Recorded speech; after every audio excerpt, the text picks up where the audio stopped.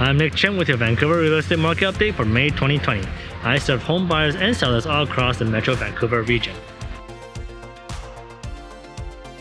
Self-isolation and quarantine policies are still in effect with a planned relaxation of restrictions in the coming week. Will this change things around for the real estate market? Let's first take a look at what happened in April, the first full month since containment efforts went into full effect in the lower mainland. As you'll recall from the previous video, March started off strong with high sales numbers.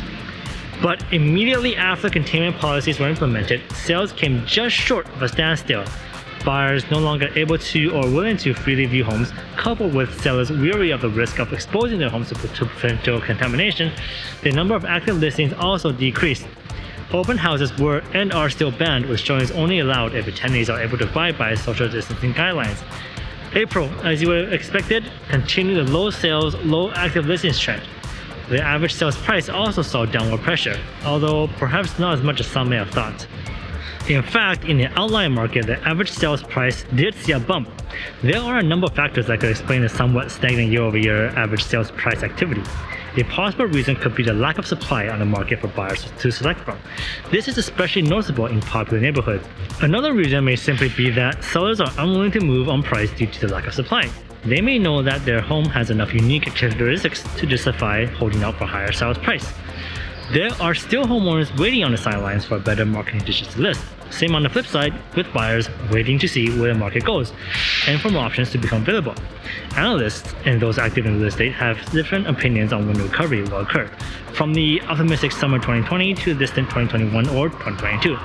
There are already signs of people that are taking advantage of the slow market with cash offers or short due diligence period for both detached and attached homes.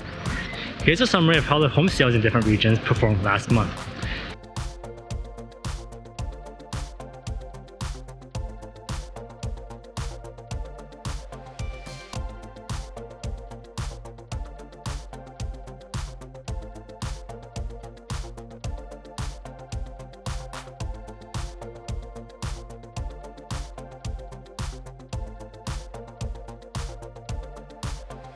Although the overall market is down, the well-priced homes are receiving attention from buyers and sometimes leading to multiple offers.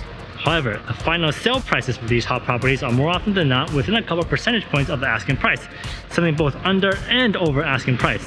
The majority of sales are still the traditional single offer, as buyers are still weary on competing for homes in a down market.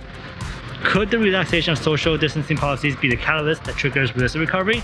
It's definitely worth paying attention to. But with reduced income, lost employment, economic uncertainty in the next year or two, the early 20s first-time buyer has reason to be just as concerned about the future as the Bank of Canada. The already low interest rates and competitive mortgage rates has done little to reverse the effects of the virus. However, there is a noticeable increase in buyers actively viewing starting around a week and a half ago. Maybe it's also a sign of things to come. We will have to wait and see if the consumer confidence returns to a higher level in the coming weeks. I'd be interested in hearing how other buyers and sellers are experiencing the market. Please do feel free to leave a comment for others to read too. I'm Nick Chen. Remember to stay safe, stay calm for your families and neighbors. Thank you for watching, and I'll be seeing you in a few weeks.